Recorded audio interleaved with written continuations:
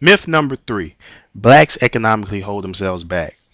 Now, when I even read that statement, blacks economically hold themselves back, I had to really sit and ponder on that because in order for you to be economically stable, the words education and upbringing comes up. Well, we won't say upbringing, we'll say environment. Education and environment. First off, you need an education. And you can gain an education either through the school institution or the environment that you're raised in. Now, just follow me for a second on that, all right? You take a black kid from a criminal ridden environment, criminal ridden area, inner city, low poverty neighborhoods. If you were to take that kid out of an environment where survival is not a top priority, he will be able to go forth in life. He will be able to become an upstanding citizen to society. He will be able to do what we deemed as right. But if you're just bombarding them with all the negatives that comes within that neighborhood, all that's illegal when it comes to maintaining in society that we live in, then of course, what makes you think they're going to be upstanding citizens? But as I said, if you were to take that kid out of that environment and put him in a more pleasant environment, then he'll be able to get somewhere. But not only that, he'll be able to adapt. See, those kids who live in those environments, they can be able to adapt to any environment you put them in if if that area or that lifestyle is not threatening to them, or it doesn't cut their life short. But if you were to take a black kid from the suburbs and place him in that environment for a day or so, I don't think that kid would be able to last an hour. He would either be shot, beaten down, robbed. Something drastic or terrible would happen to him. He wouldn't be able to survive because he always had to rely on his parent or guardians having that safety net for him. Spoiling him. He never had to lift a finger. He doesn't know anything about surviving because as I said before, he always had that safety blanket. But you take that kid from the poverty level neighborhoods, those criminal ridden neighborhoods, and place him in a more pleasant environment where survival is not a top priority. Rest assured you, that kid is going to excel. He's going to get somewhere.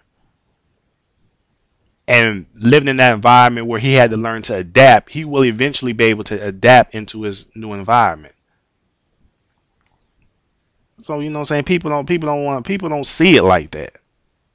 If you were to give these kids hope, eventually they'll turn out to be, some pretty decent, alright kids.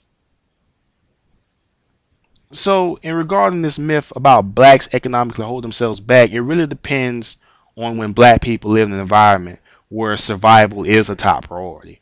I mean, that's all they know because they grew up learning nothing else that others who never lived that lifestyle couldn't understand. Those group of individuals didn't have the time to learn to achieve the standards of, let's say, the white elite, especially when their schools are not even providing them the educational tools to teach these kids or to help them, or have teachers who really care about them, or the lack of discipline that's in the schools as well as the homes, or the school board not even putting their best effort to even improving their inner city schools. I mean, those are some things you have to look at. Survival for these type of kids, this youth, is a must. And they always have to be on the move. They have to maintain, they have to provide. And unfortunately for some of these kids, college is not an option, especially when they're bombarded with they have to be the man or have to be the woman. They have to provide for their family. Or not having role models who can tell them that there are other options that will not cut their life short. I mean, with that kind of pressure, the limited lesson when it comes to the street life, the only education they can gain is easy access to him is the streets. That's the only type of education they can get is from the streets. And the only way they'll be able to provide for their family is to go out there and hustle. Go out there and do what they know is wrong, but they have no other choice but to do it. You know what I'm saying? People don't want to look at it like that. People can't seem to grasp the idea that some of these kids can't just go out to college and do a whole 4 years because they're not able to help at home. They want to be able to help their families right now, and just doing 4 years of school for some of these kids, they can't do it right now because they're so busy providing for their family, or having their parents tell them, "Hey, you need to be out there and be a man. You need to do this. You need to do that. You need to do it right away." And the school are not teaching them anything, but the streets are teaching them. So I'm saying, how do you think they're going to gain revenue in order to help provide for their family? Like, you know what I'm saying? Like, people don't look at it like that, man. Also, another problem is when you happen to live that lifestyle that's to your liking and you benefit from it, whether it's right or wrong, you know, there's going to be some consequences. But the thing about those future consequences that come your way, are you going to leave that lifestyle? Are you going to be stubborn when it comes to leaving that lifestyle? For example, drug dealers. They love the attention of being the big dog. Everybody know who he is. He's getting respect in the streets. He's in the club making it rain. He's getting the ladies. Even though he's doing all this, he's getting all this, he still have enemies who want to take him out. He's not going to leave that lifestyle. Or he's not going to leave it right away. He's going to be real stubborn about it. It's going to take something drastic to make him change his mind about leaving that lifestyle. Or you can even take a rich kid who travel on yachts, going on shopping sprees, hitting up the exclusive parties. He getting with the ladies, but he ends up smoking and sniffing crack. You think he's going to leave? He's not going to go anywhere. Charlie Sheen, prime example. You know what I'm saying? That, like, he's just into that lifestyle and he's not going anywhere. So, back to what I was saying. When it comes to blacks holding themselves back, I'm 50-50 on that. Black people who invest in short term rather than long term, yes, they hold themselves back. Buying rims and Gucci and buying like a $100,000 chain to wear around your neck and not investing in a 401k, yeah, you're holding yourself back. But I also disagree, especially when you have black people who try to gain an education and have to put so much effort to at least get their foot in the door. They're not holding themselves back.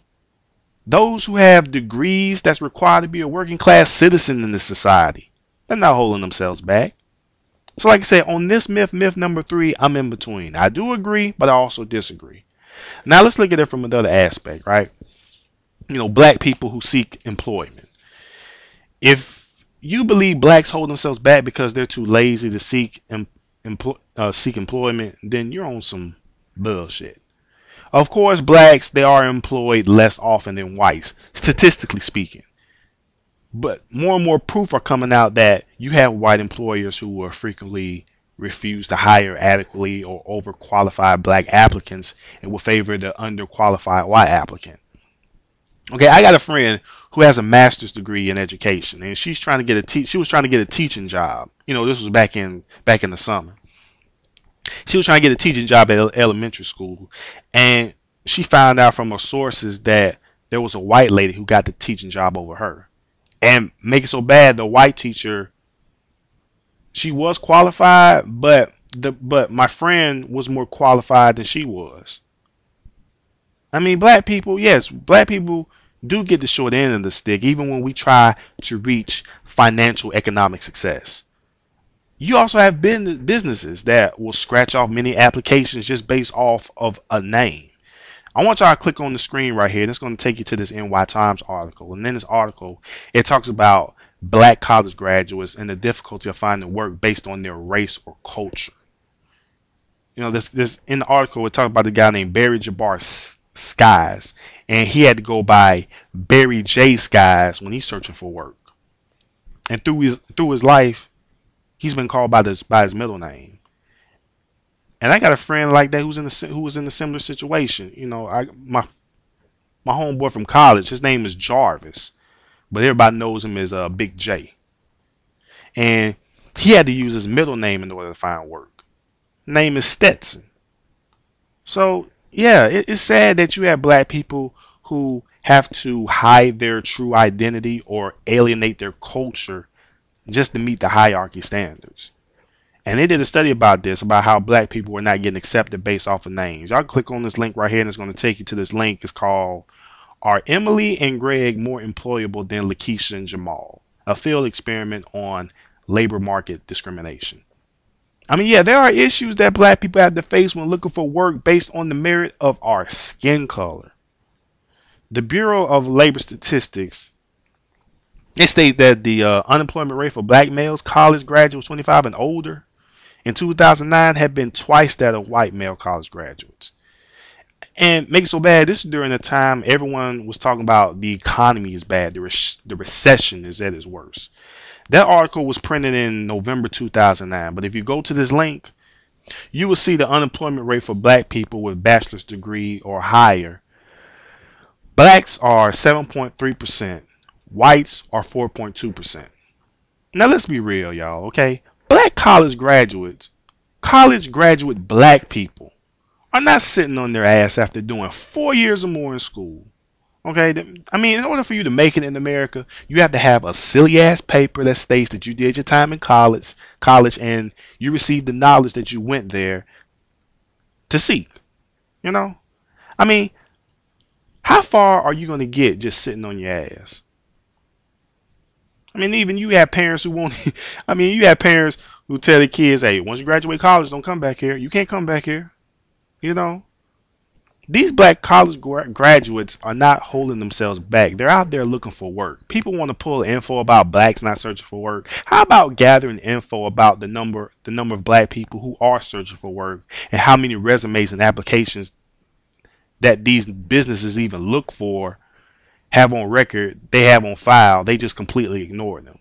And how many of those black applications did they say no to, who were even qualified for the position? Even when blacks, especially black men, since we're always getting thrown under the bus, even when we try to make something of ourselves, there are obstacles that are in place that keeps us from, gaining access just as easily as whites. I don't see how any of you can even try to argue that. Blacks do not have it as easily as whites. There are black people who can attest to that. And you can read this article for yourself, that NY Times article, and see for yourself. You know what I'm saying? Like, white people, don't sit here and say that black people have equal privileges as you guys. I'm like, shoot, if you don't have dark skin, if you're not black yourself, you can't tell me shit. Now, years ago, when I finished college, it took me a year and a half to finally, gain employment in my field of study. I have a bachelor's degree in IT, information technology, with a minor in business administration, and I'm thinking about going back, try to get my master's. But, I've been, as I would call, kicked to the side, and the white person got the position. And, I was never on some, oh, the white man is just keeping me down. But in some situation and circumstances, that's what happened. So, I had to put a lot of effort. I had to turn my survival mode lever to its highest in order to find work. I mean, yeah, it's fucked up that race somewhat hinders you from seeking work over the white persuasion, but unfortunately, black people have to travel in that lane. And I got a good career going on myself, but at the same time, I do want to continue on. I do want to elevate myself, and I feel like I can do more. My potential is there. I feel like I can do more than what I'm doing now. Black people, we always talk about, how we just stay comfortable in where we at. But, I like to challenge myself, and I want to go forward. I feel like I can go even greater than where I am now. I'm not a multi-millionaire. I'm not a millionaire, but like I say, I make decent amount of money to where I can be able to provide a lifestyle that I desire. But I feel like I can do more. And that's it for this video right here. We're going to go into the next video. We'll talk about blacks and Hispanics filling up the jails. Holla.